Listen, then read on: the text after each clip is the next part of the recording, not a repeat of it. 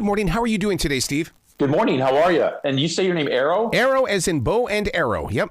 It's a weird radio thing.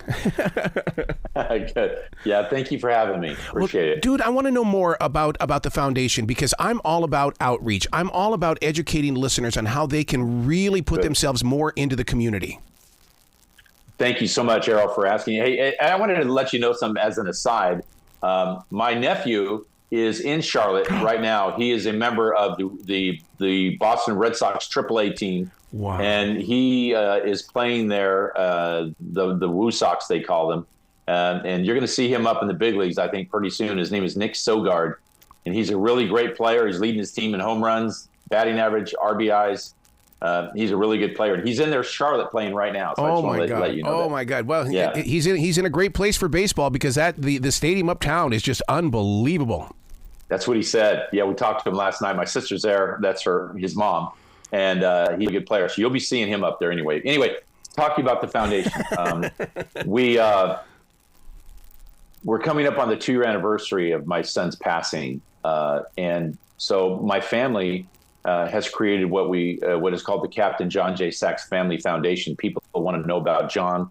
They can go to johnnyourhero.org, johnnyourhero.org, and they can read about John through his Family Foundation website. And what my friends and I have done, who have a company called Babe and the Kids LLC, is we are going to be donating a good portion of our proceeds this year to help fund my son's foundation, which the mission of the foundation is to help aspiring aviators accomplish their goals and dreams of becoming the best flyer possible. That's what my son loved. That's what he was passionate about. And that's what we're going to be donating our proceeds to. Now, the proceeds I'm talking about and the Babe and the Kids, what this is, it's an NFT. It's a non-fungible token that is derived from a painting that was painted from a snapshot in 1922 of Babe Ruth amongst this sea of kids. You might have seen this famous iconic photo of Babe Ruth amongst this, hundreds of children, and he's right in the center of them with this big smile on his face. Opie Otterstad painted that photo on this mural that is behind me in my desk, this 4-foot by 6-foot photo. And the color and vibrancy of this painting is amazing. But he did a couple of things. Is he painted it so it's really, really much more visible than the original snapshot. And he also changed out the faces of all those kids in the photo, and he replaced them with current Hall of Famers faces when they were little boys. Oh. So you can go through here and see. You can see, Dave Winfield and Willie Mays and Babe Ruth and all these kids when they were just little boys. And so what our guys have done is we've digitized this famous painting. And so you're able to put this painting on your Apple Watch or at the biggest scoreboard that you can imagine, and it looks exactly like the painting, okay? The second thing we've done is to bring to life these faces that are anonymous to anybody that's walking by.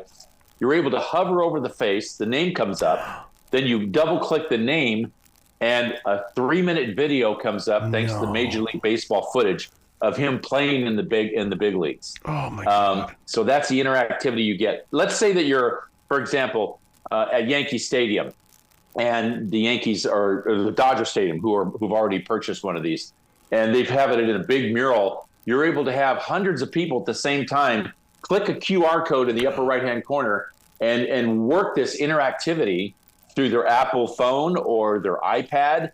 And all at the same time, they're able to interact with this, in this nature. So it's an amazing project. There's only one of these, but we are minting 200 of them. Wow! So if people want to get involved with this, and there's still 45 or 50 that we've held back for the public, because we got teams that are getting them, players that are buying them.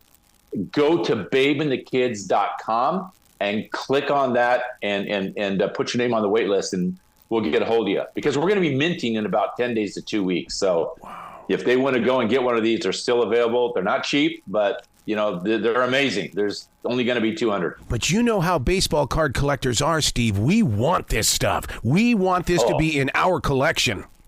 Exactly. And I can't imagine a baseball museum, a bank building, a a stadium that wouldn't have one of these while they can get them, because they're going to trade in the secondary market too for a lot higher price than what we're charging. We're charging $15,000, but they're going to trade a lot higher in the secondary market, we believe. So there's definitely, a utility to this too, because the 200 people that get these, we're all going to be a team, and we're all going to be involved in the direction of my son's foundation every single year hereafter. We're going to have events at the stadiums, and everybody that gets one of these is invited to come. So we're going to be our own community. I'm glad that you're putting light on the flyers and those that pilot these jets. And the reason why is because we all know that Tom Cruise was, okay, we get that. But here's the thing, though. We don't know the real heroes behind those wheels when they're up there in the air. And I wish we would talk about them more and more every day.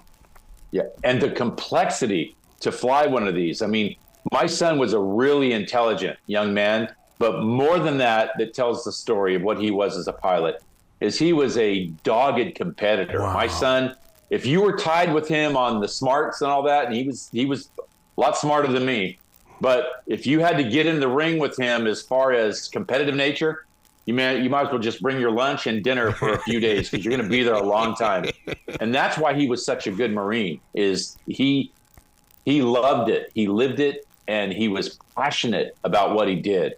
And if he were here today, he would be in that Osprey this morning, flying it again.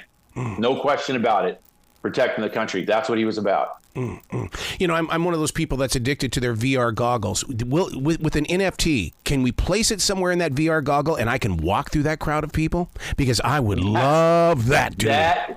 You know what? We're going to have different versions in years to come, and ideas that we have in the mix right now.